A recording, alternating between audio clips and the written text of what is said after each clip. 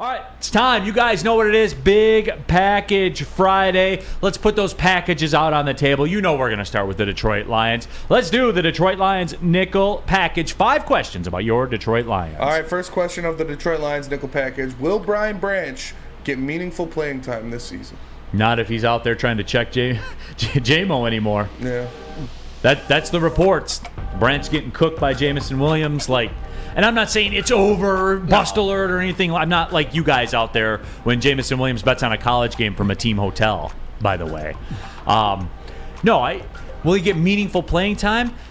Their biggest weakness turned into a strength. Yeah. Like through the course of one offseason, it turned into a strength. So he's going to have to be good to get playing time. He's going to have your guy, by the way. No, and that's fair. And for the record, I don't think Brian Branch will ever be expected to cover a guy the caliber of Jameson Williams in a game because he's more of either a slot corner or safety. But still, I understand. Brian Branch, he is very, very versatile. That's the thing that I think will possibly get him on the field if there's an injury or something like that. But right now, at least for this season, this secondary with Tracy Walker coming back, the addition of Sutton, Mosley, and C.J. Gardner-Johnson, and having Kirby Joseph back there, it's deep. It's a bit of a logjam. So it's going to be tough for Brian Branch to kind of crack the lineup from time to time. But if there's an injury and if Brian Branch shows out and if they run these packages where maybe they have 6 secondary players, I think he will get some playing time. But next year, with C.J. Gardner-Johnson and Emmanuel Mosley being on one-year contracts, that's when you really look for Brian Branch to possibly start. WoodwardSports.com chat thread. Steve Wild says Sam Flannel has a pea-sized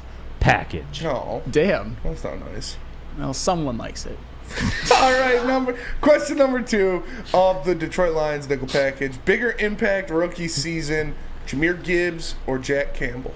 I think these are 2 different answers. Who it will be and who it needs to be. Mm-hmm. I think who it needs to be is Jack Campbell. I think who it will be is Jahmyr Gibbs. I think even, we know what the deal was with Gibbs, what he was coming in, viable receiving threat. Probably looking to carry some of the water while Jameson Williams is gone, is out. From the receiving standpoint, line him up in the slot, all that kind of stuff that they want to do. I think it will be Gibbs. It needs to be Campbell, though, because, again, I don't want NFL teams running for 300 yards and a half on me. I want NFL teams to punt at least once when they play us. Therefore, it needs to be Jack Campbell. I would say that it is going to be Jack Campbell. It's no disrespect to Jahmyr Gibbs, but with Jack Campbell, he is going to get, I think, a lot more usage. I predict that he leads the team in tackles this year, and by the end of the season, maybe starts to transition over from Alex Anzalone into the defensive captain. With Jahmyr Gibbs, he's obviously going to get some run as a pass catcher. I hope a lot of run, but I don't think he's going to get any more than 10 to 15 carries a game, and they already have David Montgomery. So I think just because of usage, Jack Campbell. I hope you're right, man. Okay. Because if it is, if he has the best, if he has the best rookie season, then the Lions are probably raising a division banner and having a home playoff game. No matter how you slice it, defense was their weak point last year. It just was. It cost them a playoff spot. It did. All right, third down. Third down, bigger free agent impact, David Montgomery or Cam Sutton?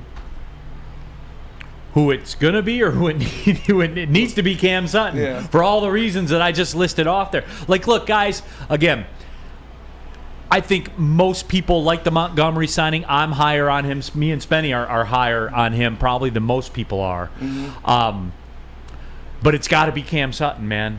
Again, for all the reasons listed before. And I know we're talking about rushing attack and things like that. But the defense, to get to where, because we all say the window's open, right? Sure.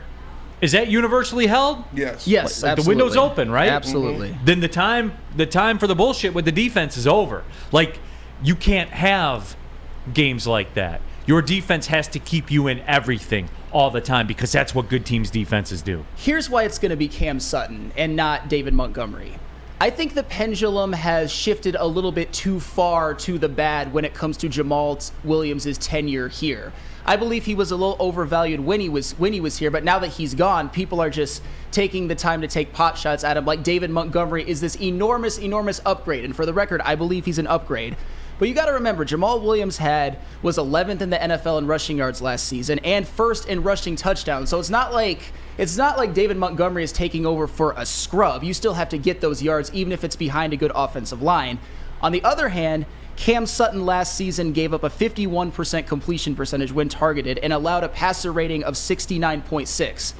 Jeff Okudah gave up a 62% completion percentage when targeted and a 97 passer rating when targeted. So I'm just saying the need for Cam Sutton is much greater.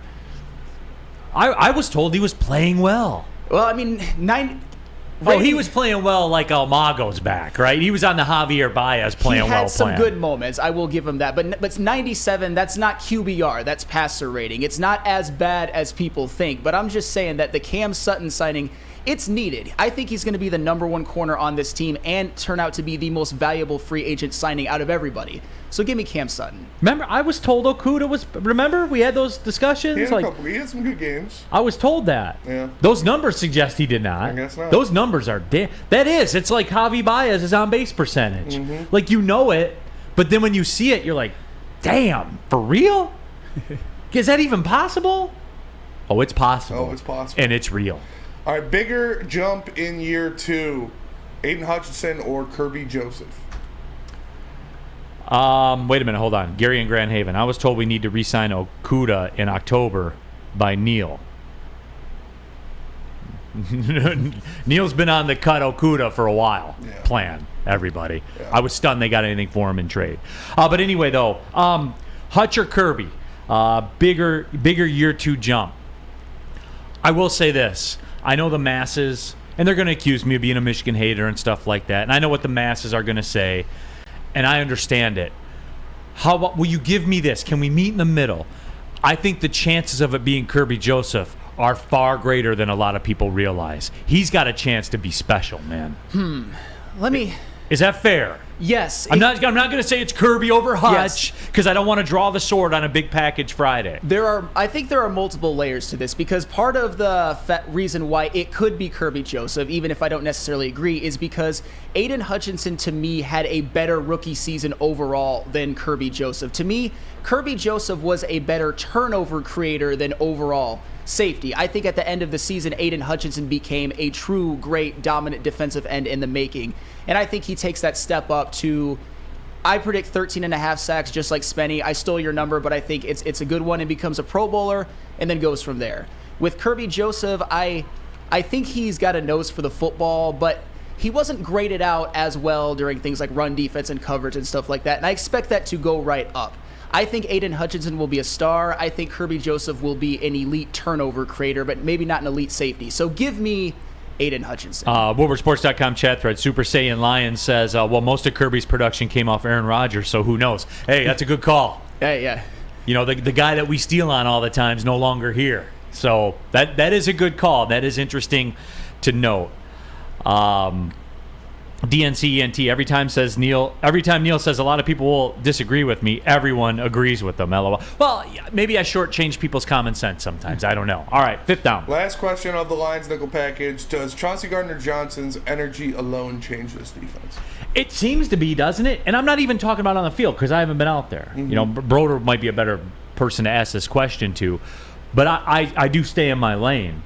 And when I see media interviews, it seems that way. It seems like there's a different energy. Now, that's easy now because, you know, it's not 92 degrees and it's not training camp and, you know, a NFL team hasn't not punted in an entire game. Like, that's easy to say now when the conditions are easy, when everything's easy and there's nothing on the line. That's easy to say.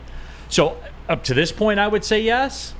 Now, let somebody have 28 points in the first half of a game against them and then check back with me. Well, C.J. Gardner-Johnson, obviously his energy and what he brings as somebody who has been on a team that went to the Super Bowl. As far as any important Detroit Lions players right now, off the top of my head, he would be the one that has won at the highest level. And not just that, he was one of their best defensive players, or at least one of their most productive defensive players last year, being tied for the NFL lead in interceptions with 6. So I think what C.J. Gardner-Johnson brings.